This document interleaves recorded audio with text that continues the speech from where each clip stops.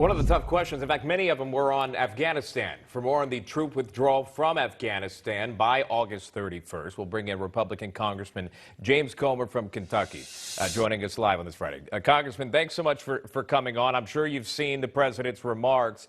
Yesterday, he said troops were sent over for a couple of reasons. One, to bring Osama bin Laden to justice. Two, to diminish al-Qaeda's ability to threaten the U.S. He says the job was completed, but this is what the press secretary of the White House said.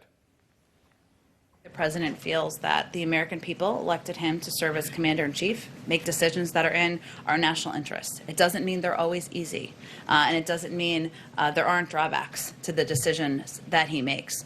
But he is not going to ask another generation of kids to go and serve in Afghanistan in a war that he does not feel can be won militarily. And that is the core driver of his decision here. And that last part, again, is what a lot of folks are honing in on.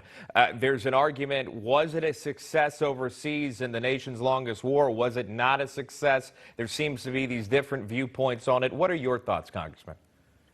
Well, there have certainly been successes and failures. As you mentioned, the initial goal was to bring Osama bin Laden to justice. If you look at the fact that since we began the war in Afghanistan, there hasn't been a terrorist attack on American soil, so that's definitely a win. But I didn't like what the press secretary said, especially considering Joe Biden was one of the earliest senators in support of going to war in Afghanistan when he was a senator from Delaware. So I don't think that was showing a lot of respect to the troops who have put forth so much in Afghanistan over the past 20 years. So many have given their lives and left Afghanistan with severe disabilities. I think we accomplished a lot, but I'm one of the Republicans that's been very vocal about withdrawing troops from Afghanistan. That was part of my platform when I ran for Congress 5 years ago. But the difference we have today versus when Donald Trump announced that is we have a president that, quite frankly, is not viewed the same on the national stage as Donald Trump. Donald Trump was feared and respected on the national stage, and Joe Biden is not. And that creates a problem for what Afghanistan is going to look like once our troops have withdrawn. Yeah, let's talk about that, because Biden says the Afghans can take care of themselves in that press conference, but that the U.S. is not walking away necessarily, that we will continue to support Afghanistan. Here's that soundbite. The Afghan government and leadership has to come together.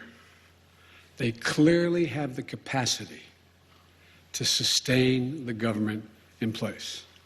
The question is, will they generate the kind of cohesion to do it? It's not a question of whether they have the capacity. They have the capacity.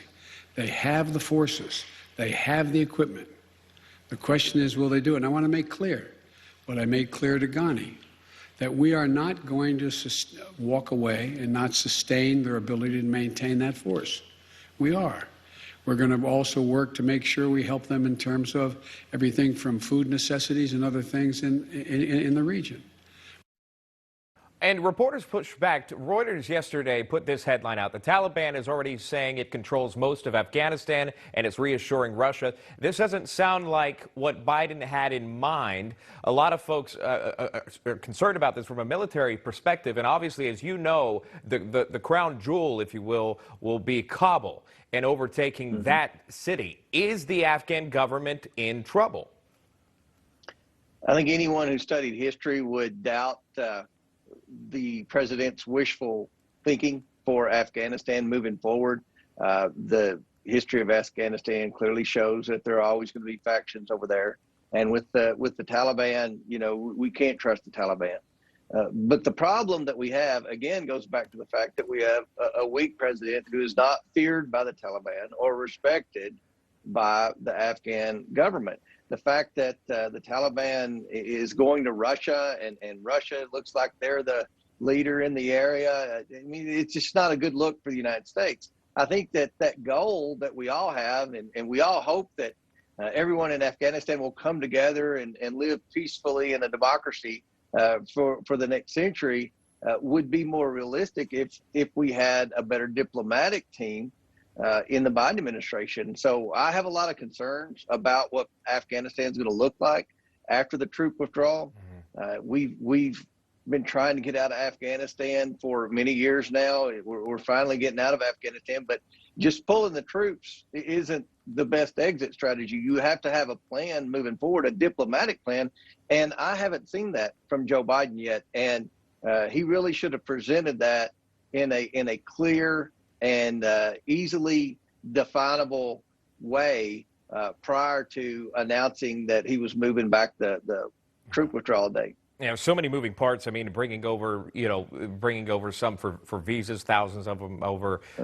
Who are they that you're bringing over? Obviously, what happens if the Taliban does take over? There are so many different storylines to this that will continue to follow. Again, troop removal August 31st. Congressman James Comer joining us live here on this Friday. Congressman, thank you. Good to see you. Thanks for having me on.